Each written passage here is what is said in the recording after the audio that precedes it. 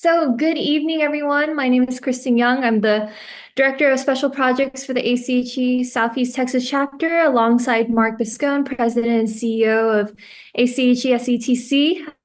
Today, we are delighted to welcome Dylan Lancaster as our key speaker for today's event, which is Navigating Chaos in Healthcare from Hurricanes to Cyberattacks. So, as the Deputy Director of Institutional Preparedness at UTMB, Dylan leads emergency management activities before, during, and after disaster strikes, from preparedness to response to recovery. And situated in one of the most dangerous areas of the country, each day is a chance for something vastly different to go wrong, like hurricanes, tornadoes, freezes, chemical industry spills, explosions, disease outbreaks, rain time incidents, cyber attacks, fire, active shooter, mass casualty incident, utilities outages, zombie apocalypses. So on a really bad day, several of these things could happen at once. So should you evacuate or shelter in place? Do you have resources to handle the situation? Are you willing to make decisions with limited time and often insufficient information? The safety of your staff and your patients could be at risk. So today we're going to have a very eye-opening discussion on what happens when you're on duty and things hit the fan. So we are very, very pleased to welcome Dylan Lancaster today on an event brought to you by the ACHE SETC Membership Retention Committee with our efforts to reach 2,000 members strong by December 2025. So hashtag 2,000 strong. Thank you all so much for joining today. And we're going to hand it over to Dylan. Take it away. Okay, thank you very much. Thank you very much for the introduction and inviting me to speak. I'm going to go ahead and mute my camera for part of this presentation so it's not taking up stuff on my computer here. And then I'll turn it back on. My aim is going to be to do the presentation. If I can answer questions while we're going, that's fine. If it's going to distract me, then I'll wait and do it for later. So let me stop my video here. Okay, so we're going to give you a quick pretty decent overview for the next hour, focusing on topics and tips that I think will be useful and interesting to you guys. This definitely is not an all-inclusive deep dive into any specific area. I don't have nearly enough time for that. So let's go ahead and get started. Okay, so a couple of very quick background slides before we get into the more interesting stuff. So bear with me, please. Why do we care about emergency management? So the basics of keeping people safe. You also want to keep your assets and infrastructure safe, like, through mitigation actions. Let's not put our most expensive, too heavy to move medical equipment on the first floor if we know that location has a decent chance of flooding. Let's not keep our chemotherapy supplies and other hazardous materials in locations that, if it floods, with the spread of that water, it would contaminate a whole major portion of the bottom floor of a building, making it uninhabitable. To continue to provide health care, it's in your job description, the various audits. Joint Commission is the big one. Various surveys like trauma, transplant, some of your ambulatory accreditation. So a lot of good reasons to make sure you put in the effort at your emergency management. And then a big one is FEMA claims. So when Hurricane Ike hit Galveston Island, a lot of damage done to UTMB main campus on the island. We ended up being reimbursed for all around $600 million. Again, that would not have happened had you not had all the measures in place to get that reimbursement, hazard mitigation plan, etc. Okay, quick shameless plug. Our website, you can just Google UTMB Emergency Management. We've got a lot of good information there. We try to be as transparent as possible. So we have our emergency operations plan, emergency management program, if you want to see how we do things, maybe things you could replicate, hurricane planning, continuity planning, all sorts of resources. Okay, a quick context and perspective about University of Texas Medical Branch, UTMB for short. So we have 4 main hospitals. We have 96 clinics. We have just shy of 15,000 employees. We have an academic side, research, healthcare.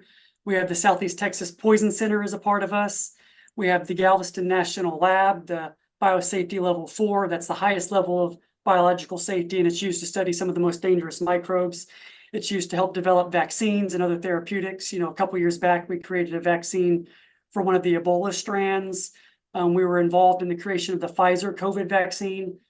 There's a running joke that if an event ever took place, some incident, y'all close off the causeway and quarantine us all, which, almost assuredly isn't going to happen because we have a near infinite stringent safety requirements for continued operation at the Galveston National Lab.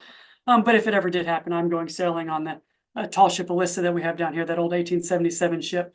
I used to volunteer there. So we also have the biocontainment unit, which is used to treat some of the most serious, highly infectious diseases. Here on the right, you can see here's Galveston. So we have the Regional Center of Excellence, the National Biocontainment Labs, all of this good stuff. And we were also involved, we have an incinerator for medical waste. So whenever there was that Ebola case in Dallas Presbyterian Hospital, they shipped their Ebola waste down here to destroy. UTMB also provides services to nearly 80% of the Texas prison and hospital offender population.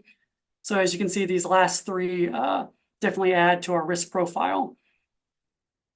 Okay, one more boring slide.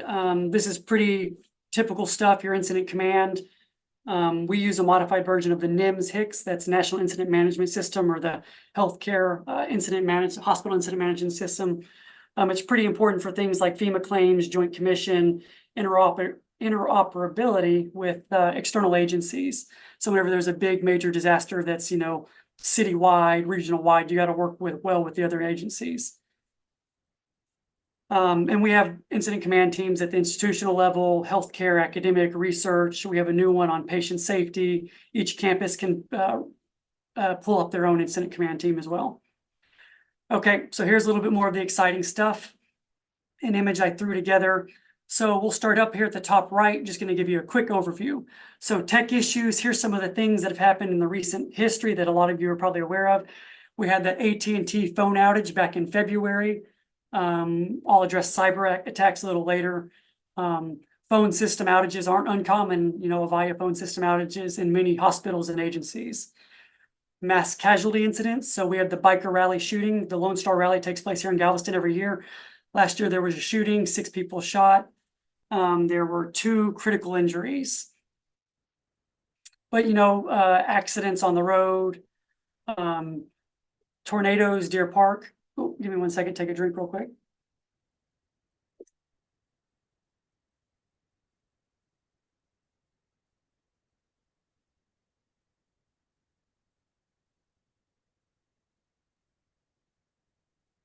Okay, so there was the Deer Park tornado.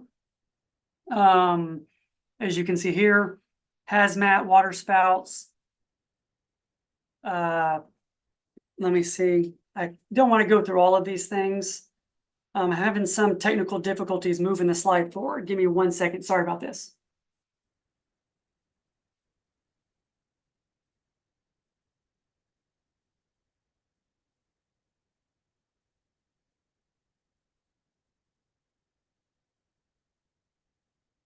Okay, there we go. I think I've got it.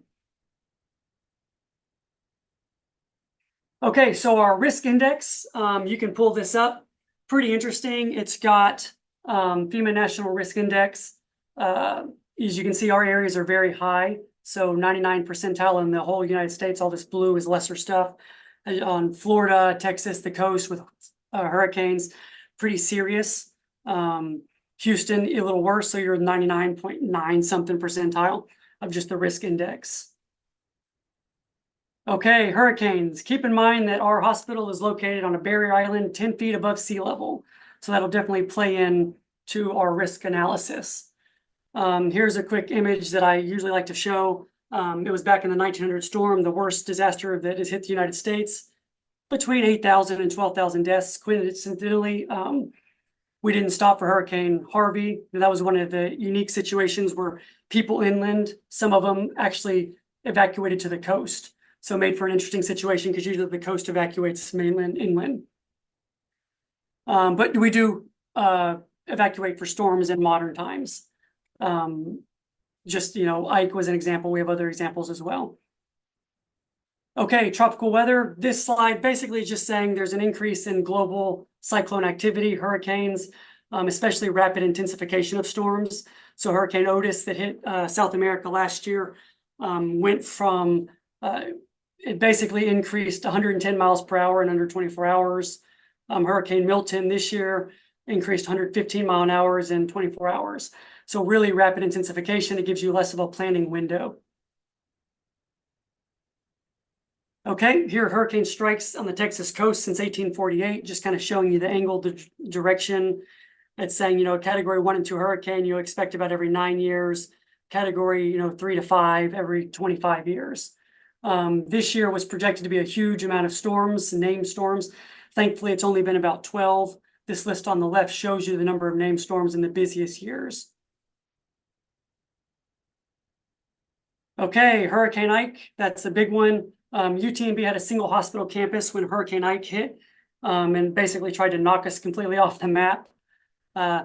Here is a couple pictures. This was done beforehand to help, you know, the city of Galveston get an idea of if they should evacuate or not. As you can see, it was a projection. All of this is flooded, and this actually came pretty close to what happened. So all of this was underwater. Here's Galveston Island. You can see along the seawall, which is the highest part, you know, you can see some land, but the rest of this was pretty well flooded. Down here on the left image, you know, here's UTMB main campus, a lot of floodwaters here. Hurricane Ike pretty much took up the whole Gulf of Mexico. And then, you know, you get boats on the roads. Here's the I-45 heading into Galveston. The whole southbound lane is full of debris, so you can't get in. So just giving you an idea, okay, here's how bad hurricanes can be. And again, Ike was a category 2. It was a large one, pushed a lot of water, didn't have the wind potential of some of the other ones. Okay, Hurricane Beryl, that was this year. UTMB did remain open during Beryl. We had a record patient census afterward because a lot of hospitals in the area had to go on a diversion because of staffing and power issues. This storm reinforced training with our leadership, which was pretty good. I'm going to pull up real quick Huravac, which is one of the tools we use for planning purposes. Just to give you an idea, so on July 3rd, here's the cone of uncertainty. A lot of people think whenever storm's coming in, you see that cone of uncertainty, hey, you know, it's going to fall within there. That cone of uncertainty is only a 2/3 chance that that storm's going to be in that part. So there's a good 1/3 chance that storm could go outside of this cone. And so as I move further in time, so we're looking at right now, this storm hit what on the 8th? Yeah, July 8th. We're on July 4th right now. Houston is outside the cone of uncertainty. Ignore this right line. That's the actual path the storm took. It's this lower line right now. That's the prediction, the data that we had at that time on July 3rd. One of the several models were predicting, you know, this storm going into Mexico, as you have it here. The GFS model, which is one was a little bit more aggressive, that said it was going to be a South Texas landfall. So we kind of used it for planning purposes. As we move forward in time, let me find it up here. You can see that cone of uncertainty shifting. We are now at Thursday, 10 a.m. It shifted a little bit more. It's showing, you know, a South Texas landfall as we move forward. Hopefully it's not bringing back painful memories for anyone. As we hit July 5th, 25-mile-per-hour winds were kind of expected for our campuses and our areas. We go a little further, July 6th. There we go. UTMB, you know, is finally in the hurricane watch zone. Gale force winds are expected overnight on Sunday into Monday. Again, it's a holiday weekend. It's that July 4th weekend. The goal is to get all your staff and folks off the road by before midnight and overnight. And then we'll move forward into July 8th. Nope, sorry, I was a little far behind as the storm moves further. Where Beryl made its landfall near Matagorda, Texas at 4 a.m. Our Angleton-Danbury campus was 6 miles from the eye wall of the hurricane. And then strong tropical storm force winds we're seeing there, and some hurricane force winds. But again, just demonstrating one of the tools at your disposal. You can work with the National Weather Service to get access to this tool. Good for planning purposes. I can go over here and pull up, hey, if it's a category 3, what's the storm surge going to look like? And it'll populate it on the map. And then you get an idea of, okay, how much water is potential in a worst case. But that's not what this talk today is for. Just wanted to give you that quick show. Let me minimize this and pull the presentation back up. Okay, I'm not going to get into this. This is just some of the triggers we use to kind of automate the process. When certain wind speed conditions and timing parameters are met, it'll tell us to do certain things. Like when a category trigger 2 is reached, we convene our command team, usually around a trigger 4 is whenever we decide, do we want to evacuate partially, or do we have time for a full evacuation? Do we want to shelter in place? But just to give you an idea of some of the things your organization may have in the background, or maybe one of the things you want to work toward to just standardize the process a little bit more. Okay, the decision to shelter versus evacuate. That's always an interesting one. So some of the storm aspects, can your team withstand the wind, rain, surge from the storm? Can your hospital do it? Will our dependencies withstand the storm? So your local city power, sewage, water, how long are conditions going to be poor after the storm passes? What are your time constraints? In the past, before all this rapid intensification, a lot of times you had 3, 4, 5, 6 days to make all this happen. You had a good idea where the storm was going, or a better idea. Sometimes with some of the storms now, you have 24 hours, 48 hours. So with the time constraints, it's a lot harder to do all your planning, whether it's EM-TRAC, Pulsera, or CETRAC, the Regional Trauma Advisory Council, to evacuate your patients, working with them, working with the city. If the city says they're evacuating, we're talking to them. But usually you want to evacuate your medical personnel, your hospital, not medical personnel, your healthcare facilities first. And then, the nursing homes, the city, you want to do coastal cities first, and then more inland cities. Because if Houston evacuates before us, well, it's going to be getting out of Galveston. So a lot of factors you have to consider. Some of the safety concerns, are you evacuating or not? Patients can die either way. When they're moved from a stable environment, the hospital room, by an ambulance, or from the storm hurting the hospital systems, taking them offline. Your staff safety is also incredibly important. We have a shelter-in-place bed capacity for staff of about 200 for each of our mainland campuses, and about 1,000 for our main campus on Galveston Island. You also want a medical team to look after your staff if they get injured. Both your healthcare staff, your facilities, and then everything in between, all your other personnel. Already talked about government decisions, internal and external dependencies. I'll discuss this a bit in the next slide. Transportation factors, do you have enough ambulances, air buses, heck, even coach buses if you can put your most stable patients on there. The number of EMS resources has not grown at the same pace as the number of patients and hospitals in our area. So we'll be, battling over resources. CETRAC will do their best. But evacuating every hospital in the region could prove a big challenge. So folks are finding their own receiving hospitals, just doing a lot of the prep work before disaster strikes and you realize how bad of a situation it can be. Or, someone gets caught up on I-45 stalls, you got the barricades, bollards on either side, and you're stuck there at a snail's pace for hours. Or if, Houston evacuates before Galveston, a lot of issues can go wrong that you really need to factor in and consider. Some of the financial considerations, what if we pull the trigger to evacuate or shelter in place when it isn't required? Heck, the storm, turns at the last second, isn't needed. You just spend a lot of money down the drain. Or you don't evacuate and the storm hits, major disaster, a lot of people die, a lot of money there as well. So major considerations. I mentioned receiving hospitals, don't want to dwell on some of these things too much. You want to make sure you stop your research projects. If you have research at your hospital, make sure they have the right out teams in place, make sure your backup power, emergency plans ready to go. If you have students or residents or anyone rotating there, make sure they're good to go. You don't want your medical school canceling classes and all your residents disappearing. And then the day of the storm and your clinical healthcare side's like, hey, where'd all our staff go? Well, the students were released, so you didn't have them. So good communication you'll want there. And then, when the local community, people often look to hospitals in times of disasters. So you have people showing up at your door seeking refuge if, their house gets flooded. Do you have a safe place for them? Can you provide them health care? What about the first responders in your area, the fire, police, EMS? So two of the key factors, this will be the takeaway from this slide, in deciding to evacuate for us, especially for Beryl, is one is if there is a hurricane watch or warning in your area, that's a pretty good indicator of, hey, we probably want to make a decision. The second, even bigger one, is the timing of those strong winds and flooding. Because when road conditions are unsafe, you don't want your staff, students, patients traveling on them.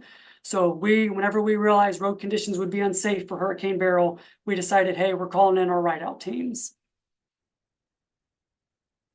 Okay, let me do a quick time check, 6:24, cool.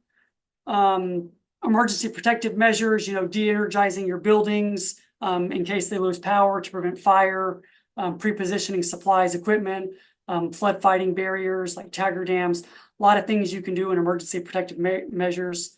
We've done a lot of Hurricane Ike mitigation. Not going to get into that, but basically we have a lot of facilities at our campuses and we have plans in place to consolidate into these red buildings, and we'll de-energize all these other buildings. We have, all of our buildings mapped out to their elevation, where their various systems, power, HVAC, all of that is, so we can determine which buildings will do okay and can stay open for an emergency. Real quickly, your external dependencies. Heck, let's say your hospital can survive the Category 5 hurricane. Well, if your city of Galveston loses water at their primary pump station or loss of water, loss of natural gas, well, you're kind of a sitting duck, you've lost all of that as well. So you have to know what your dependencies can handle before you make a decision to stay or evacuate. Okay, another big factor to consider is your dialysis centers. So we did some work with them a couple years back. A lot of times dialysis centers are some of the first to evacuate or just say, hey, we're shutting down for this storm coming in. They'll give their patients a big old folder of information and send them on their way. And if you work in healthcare, those patients are probably going to end up in your ER overcrowding you. So you want to work with those centers saying, hey, here's where the kind of category storm that you're likely to flood. Work with us to help get your patients to either receiving hospitals or get them some details they need to continue their care further on in the mainland to where they're not impacted. So, saving their patients some hassle and saving our ERs that overcrowding. Again, just many factors to consider. Okay, so moving on to tornadoes. Real quickly, just a quick overview. Here's some of the hurricane tornado paths. That Deer Park, Pasadena tornado was an orange one, so an EF3. That was earlier this year. Just shows we have hurricanes in this area, something to consider. We're actually a pretty high tornado area for the country. Okay, jumping on to cyber attacks. So real quick, the threat landscape, most of it's phishing, that's still the big culprit. It's moved a long way from, hey, I'm the prince of some country needing money, but if you send it to me, I'll give you gold bars. Now their emails, they used to be full of misspellings to random attachments, random sending emails, but they've got more sophisticated. And so now those emails will originate within your own domain. There's less typos. They're often after, your login credentials, or getting you to click, hyperlinks or open documents with malicious attachments. And what I like to say, because AI, artificial intelligence, can help with that. I've heard this before, I forget where, but I like to say that basically artificial intelligence right now is the dumbest it's ever going to be. It's only going to get more and more sophisticated, and it's going to be better, hopefully at detecting and stopping these attacks. But the threat actors are going to have this at their disposal to make their attacks more sophisticated. Social engineering is used to gain the trust of their targets to kind of lower their guard. They'll get you to take unsafe actions. This is often used. They'll reach out, they'll use information on your websites and from contacts they have. Then they'll contact your help desk, your IT help desk, and say, hey, I got all this information, help me out. And a help desk isn't always trained to know that that's happening. And so your help desk will start giving these threat actors information to get into your system. So that's part of this social engineering. Attacking known vulnerabilities like your unpatched systems, your archaic legacy systems, like those systems that are still running Microsoft 2017, Microsoft Vista. Basic security controls, that's pretty self-explanatory. I'm not going to get into that. And then just keep in mind, hackers can hit your vendors. They don't have to hit you. So Progress Move It, the Move It attack, Change Optum to some extent, they'll hit your vendor and then your vendor will push out a patch. And if you're not ready, now your systems are compromised, not because the hackers hit your hospital directly, but because they hit your vendor and then you updated. So lots of ways to get in, things you can work with your vendors on to make sure their security protocols are good, working. I will add that the FBI, over 250 million people have been impacted by hacks of PHI since 2020. That's roughly 72% of the US population, their data leaking. Another big one is shadow IT systems. So devices or software, someone down in one department uploads or is using on their computer, but they don't tell the IT department about. And so whenever that vendor, they get hit, it gets spread to your system. Just a lot of things to keep in mind. Okay, a lot of wording here, not going to get into. You can read the slide. I always like to use Jurassic Park, the original, where they lock him out of the system. The guy saying, you don't say the magic word. It can basically brick your computer systems, or it can just, turn your system and steal your data. Some of the interesting bits, so like ransom and reneging. So sometimes we had, with some of the incidents that happened this year, not with UTMB, but with other institutions, they got hacked. The ransom demanded a certain amount of money, and then the ransomers had a falling out. So now you had two ransomware groups demanding money of you. Sometimes they, you pay them and they don't honor the agreement. They still leak your data. Sometimes they leak it to your patients to get them to put pressure on you to pay the ransom. And then you're open to the patients suing you, other agencies suing you, the ransom. So a lot of implications there for if you get hit by a ransomware attack. Take a drink real quick.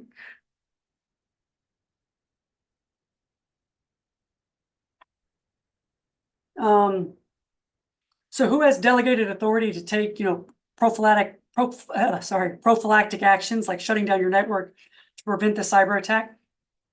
If you're going to go through your incident command team, that could take time, valuable time you don't have. So it's best to push it to your IT department. They have the expertise. Cut access to your network, stop the spread of the virus. That's a good takeaway to bring back to your folks. Not going to go into too much detail. I might come back here if y'all want to do a deeper dive into cyber. Got information here. But do you have an idea of what your critical clinical functions are? Here's a quick glance of what we did we had an exercise earlier this year. Radiology and imaging hit most departments, so those are the important ones. Laboratory services, intensive care units, but just to get a better idea of which departments, which systems you want to bring back online first. Because, some Bob down in some department that, doesn't do much and doesn't have as big of an impact on your critical functions, he may think his applications are going to be restored quicker, but chances are it's not. So it's a good idea with your disaster recovery tier list to have an idea what order your systems are going to be restored. This was an exercise. Basically, we came up with some situations where we had some complex patient cases, and whenever our emergency medical record is down, how do we get them through the system when communications are down? So that's something to think about doing with your hospital. I'm going to jump past this one. I think that's enough right now for cyber attacks. A lot of information here.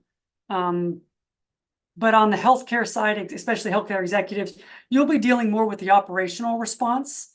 And it'll be your IT folks dealing more with the technical response, like, which service lines do you need to shut down? Do you cancel appointments? When it comes to revenue and cash flow, you can't put all that in as easily. So, are we going to go ahead and bill for the more expensive procedures first? And then once systems start coming back online, maybe charge the other ones a little later.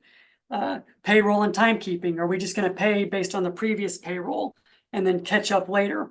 Well, we'll have to, make sure we account for that, because your staff can sue you later on if you're not keeping good, accurate timekeeping and payroll. And then disaster accounting for reimbursement. Okay, emergency roles, labor pool. We recently put together an emergency labor pool. Made screeners, wayfinders, sitters. So, when there's not communications and your monitors and your systems are down, maybe you need someone to sit in the room with a patient, runners from different departments to deliver radiology scans, various bits of information. So that's a big plus to have in your organization, because a lot of staff won't be able to do anything if their computers are down. So you can put them to work helping facilitate your healthcare or your various enterprises.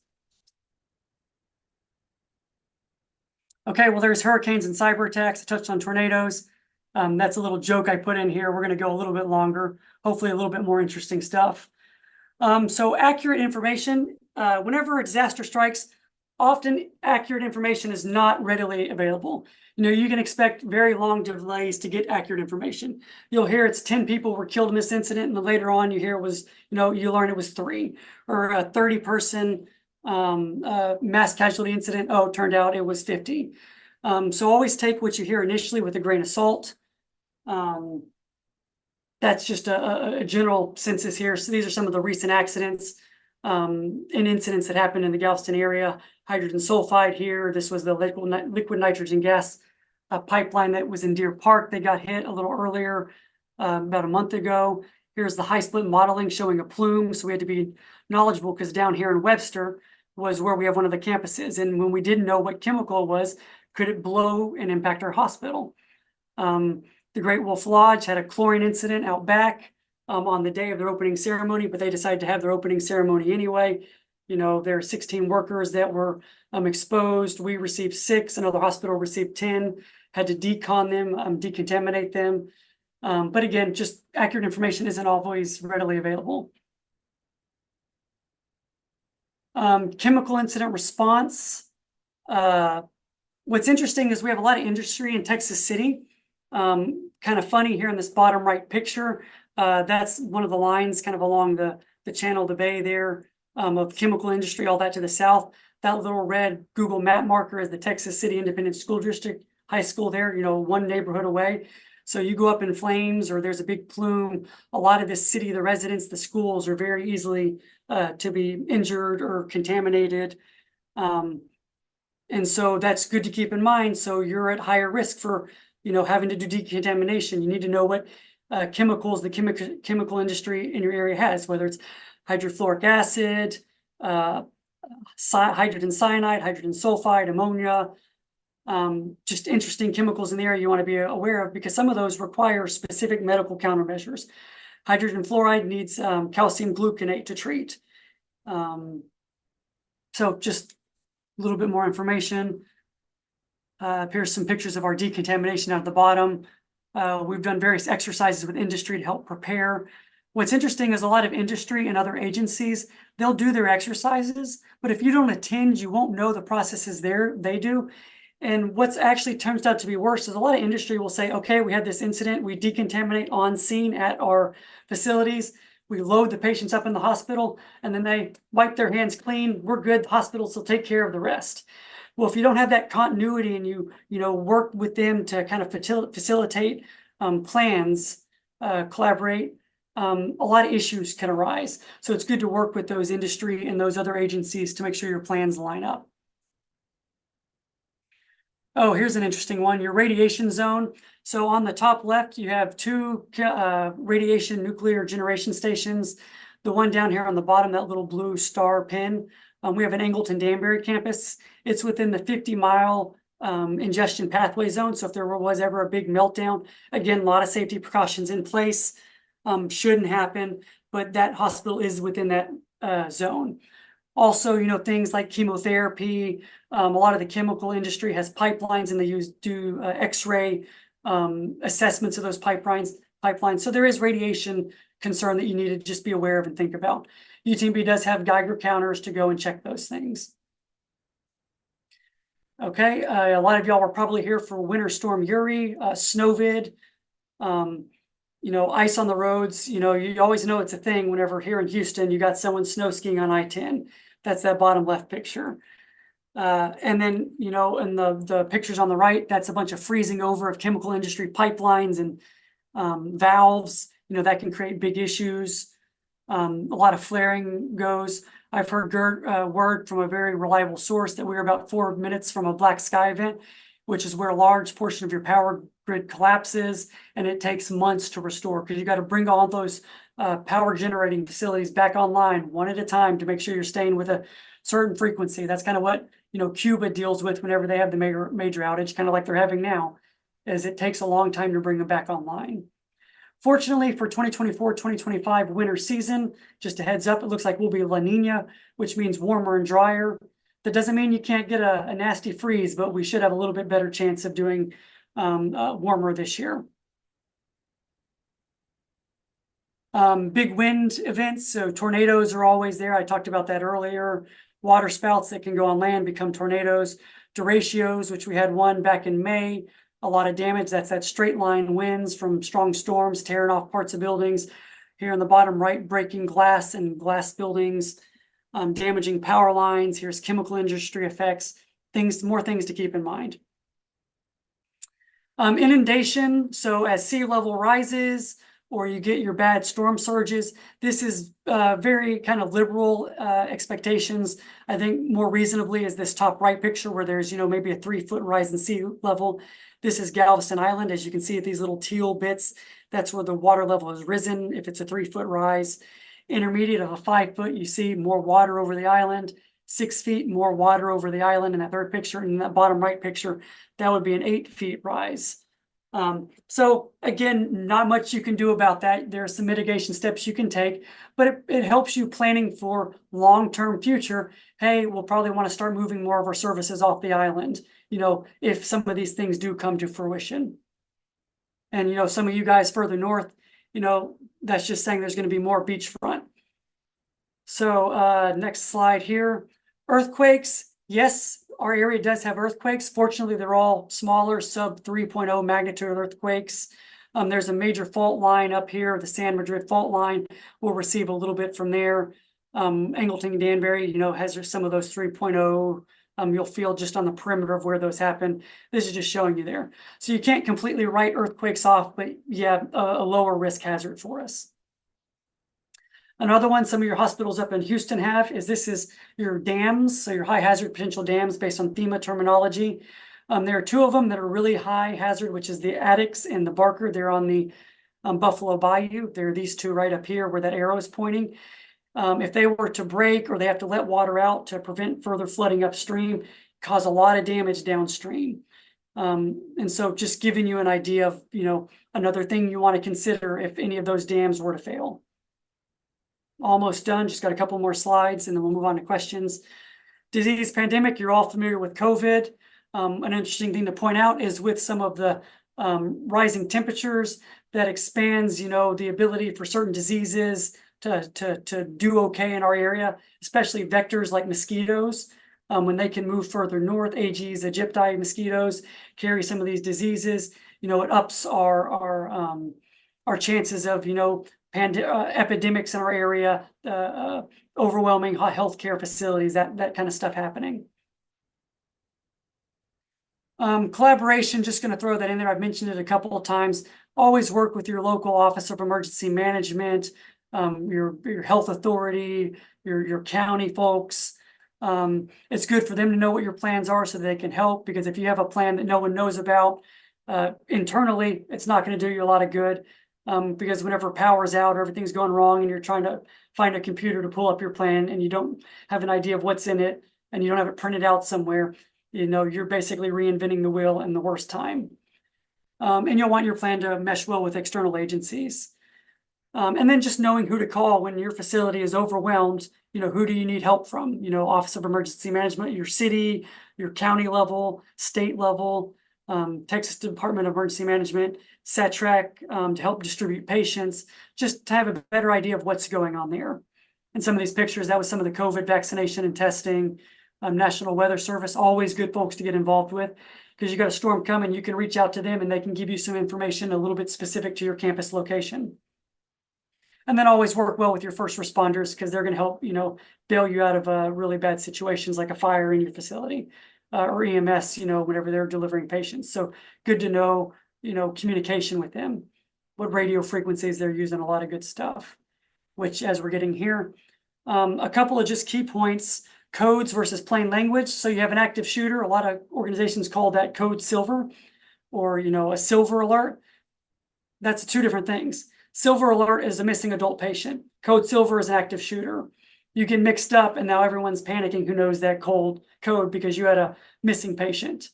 Or you call a missing patient and everyone's, just walking around like normal, but there's an active shooter. Depending on your facility, you might hear it. One thing you don't want, we're trying to move away from codes, because we don't want to issue a code silver and then all of our staff, start to get out of there, and all of our patients are sitting in their waiting rooms wondering, hey, did I hear a noise? Someone must have dropped something loud in a trash can. So we're trying to move away, be a little bit more transparent, but different hospitals have their different takes on that. But that would be what I would say there. Just radio communications and other communications. You always want interoperability. Sorry, I probably need to take a drink of water with the other agencies, just to make sure your communications work, so that whenever fire goes into your building, they can still communicate with their guys and with your guys, or police is on scene. Always redundancies. Make sure your contact lists are updated. That's the probably number one thing everybody in the world does, is they don't update their contact list. You'll have one from 10 years ago, and then it's an emergency. You want to send an alert out, and half the people have moved on or retired. And so always a good idea to go in and brush those off and update them. Because I put, zombie apocalypse in one of the little advertisements for this, that usually comes up in emergency management. Ideally, is it going to happen? And no, not really, but it's good for planning worst case scenarios, where, you lose a lot of your main systems, your dependencies, internal and external, are down. So it's really good for just planning purposes, and, working on your redundancies. And ideally, as we've talked about, simultaneous and cascading incidents, when there's a freeze and then the chemical industry goes down as a result, and then there's a chemical plume, or there's COVID happening at the same time. So you're just juggling disasters and prioritizing. So it's just a good idea, do little drills that may be a little extreme, maybe not an actual zombie apocalypse, but just to make sure you're a little bit more prepared when multiple things go wrong at once. And that's all I've got. I'm going to go ahead and back out of this presentation, and I can move through the slides, give a little bit more detail on anything specific you might want, answer questions. Hopefully that was informative for you. Thank you. And while y'all are taking over, we're going to take another swig of water. Thanks.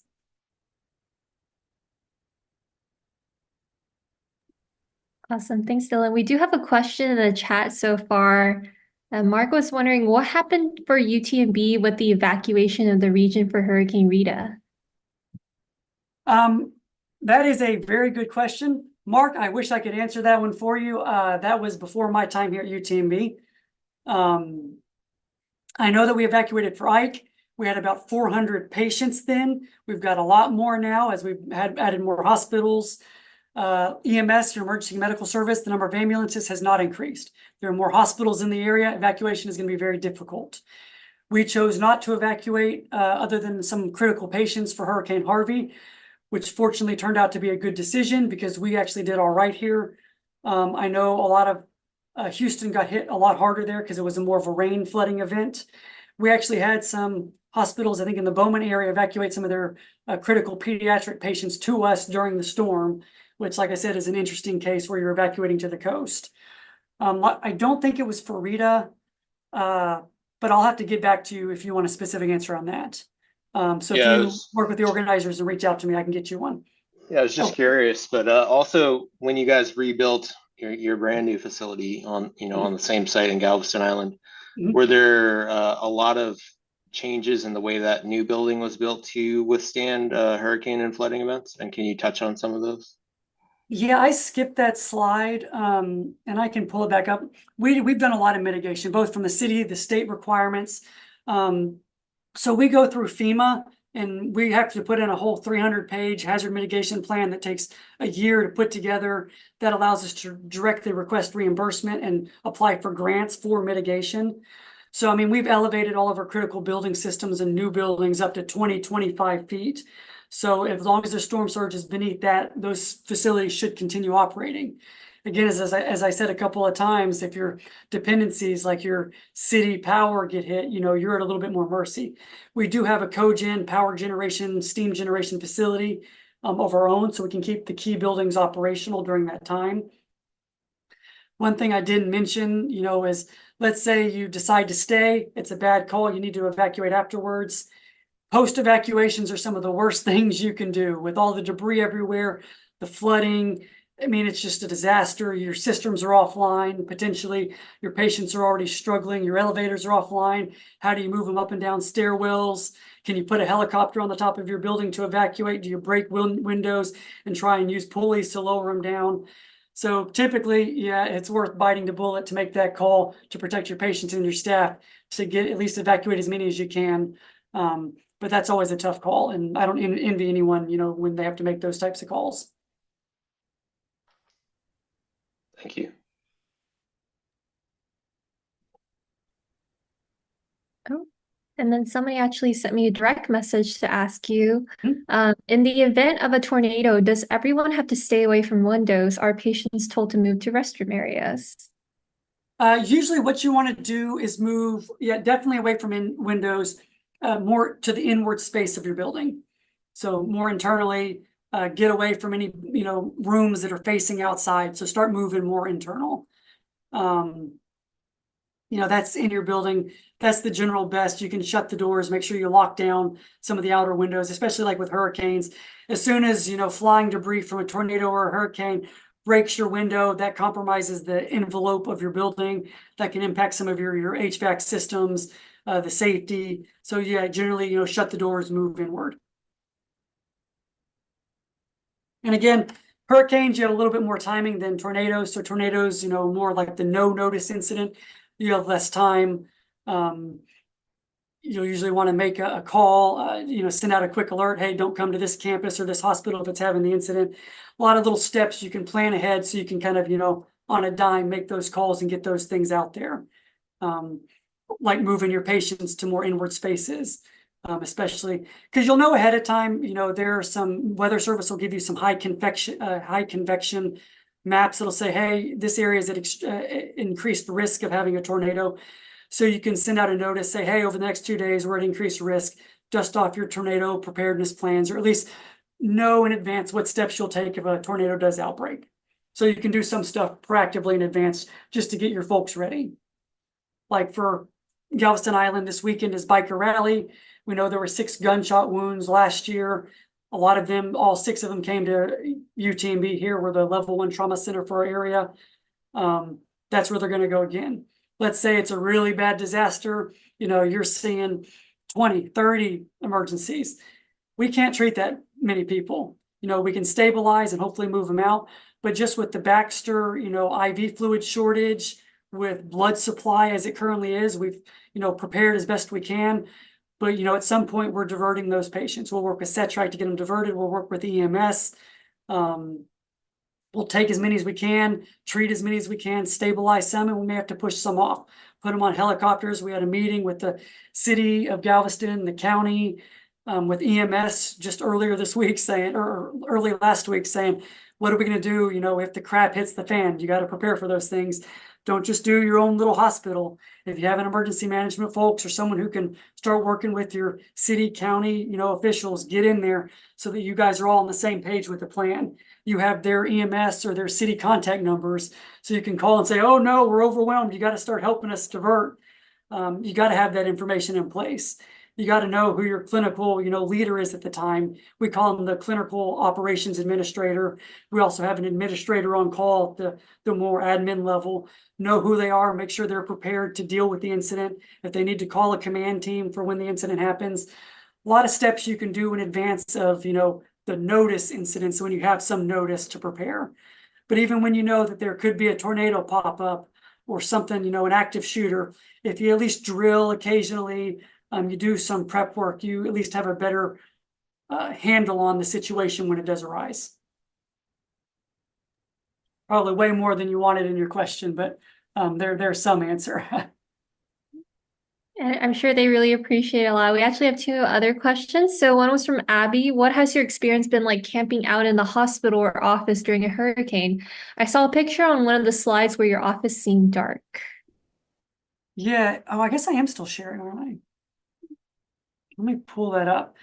Yeah, so I was overnight there. Let me share one more time. That one wasn't bad. Again, Beryl hit some harder than others, but it wasn't an Ike and it wasn't some of the real bad hurricanes. We have a nice window out here. I mean, like I said, it wasn't this, thankfully. Well, I probably already lost it. I fly past it already. Okay. The hurricane did pretty well. We called shelter in place. Me and my boss were on a 12-hour shift, kind of alternating, sending out weather reports up regularly. I don't know if you can see my cursor, but on the screen in that top right picture of there, that's one of the weather reports that my boss had just sent out. We have various software we use to in real time monitor the storm. I had a couple of little benches that happened to have a pad that I made a temporary cot on. Thank goodness, knock on wood, we had enough budget to get actual cots so that we can stay here next time. It wasn't bad. The hospital put some food out, so we went and grabbed some food. I put that rain jacket on just to, I mean, it was a little walk outside, but just to weather the storm. The winds weren't that bad at the time. But yeah, you're in the middle of the night, twice during the middle of the night, you're giving a quick update to everyone. But for this storm, not too bad.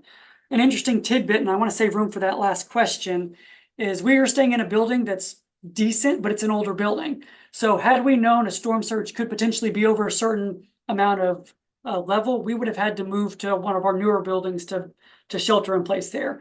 Now we can move all of our incident command, the in-person parts, the various areas, that's easy to do.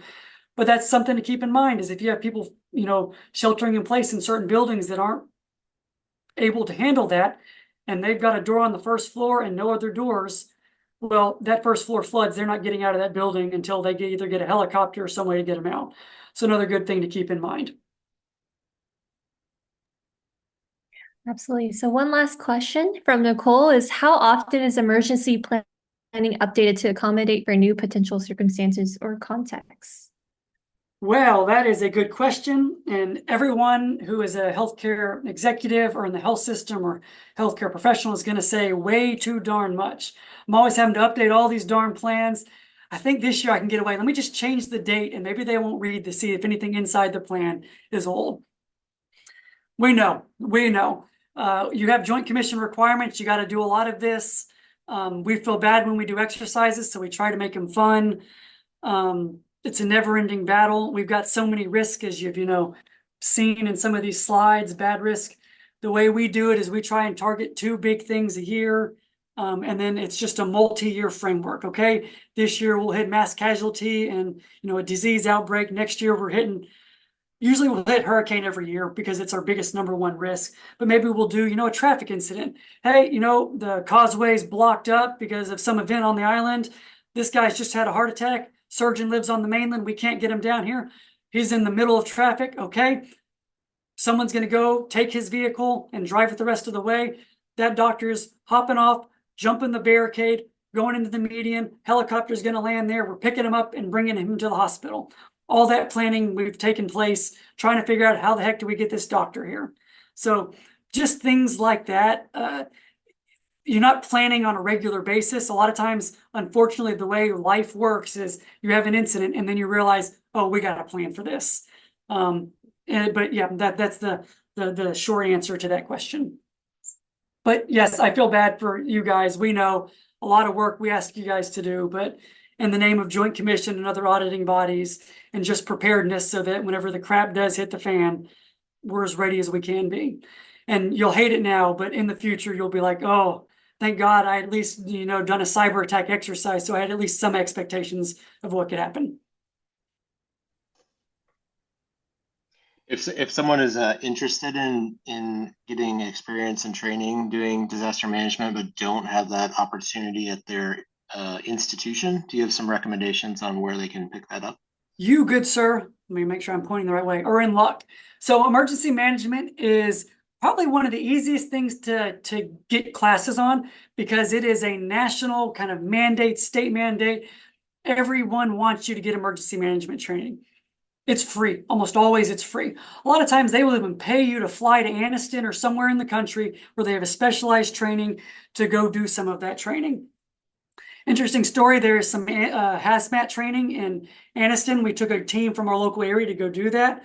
All of our folks signed up. It's kind of a train the trainer thing for decontamination. One of the guys at Galveston County signed up, but he signed up for the wrong course.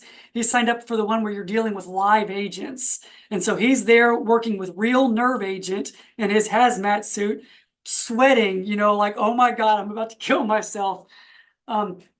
Just kind of a funny story, but all was fine. But a lot of these trainings are free. You can just Google through FEMA, through TDM, Texas Department of Emergency Management, through your county level, hundreds of different types of classes. A lot of the cities estates will bring talkers down to do. A lot of times they're for a day. They have some virtual ones, but it's free. Just do a little bit of digging online, Googling. You'll get certifications. They have the Texas Department of Emergency Management has a system where you can upload it all there. So you kind of have your emergency management resume, even if you have no, prior experience. So that's, I mean, it's mostly free. You just have to make sure, convince your boss to say, hey, can I spend a day, go travel, do this training? It may be a full day. Sometimes you get lucky, it's a half a day, and then, you work from home the rest of the day. But a lot of that's free. And we love that that's free. Reminds me of my undergrad years, one of my professors, she actually made us all do FEMA training as a requirement for her class. So awesome. Well, looks like we are at time right now. So we just wanted to thank you so much, Dylan, for your time. This was such an informative presentation. And from my understanding, there is just such a plethora of things to think about for disaster emergency management. And I'm sure all of UTMB are so grateful for you. And I'm sure that this was very informative, not only to our executives, administrators, or students that attended today. But yeah, on behalf of the ACG SETC chapter, we are so, so grateful for you to present today and hope everybody has a wonderful evening. And thank you again. Yep, thank you all very much. And just real quick thing, a lot of people came before me. I'm standing on a lot of shoulders of people who've done a lot of prep work before me, especially my boss, great guy. So thank you all, and thank you for passing on your knowledge to others and sharing some of this information. Thank you all. Thank you. Thank you. Everybody have a great night. Stay safe.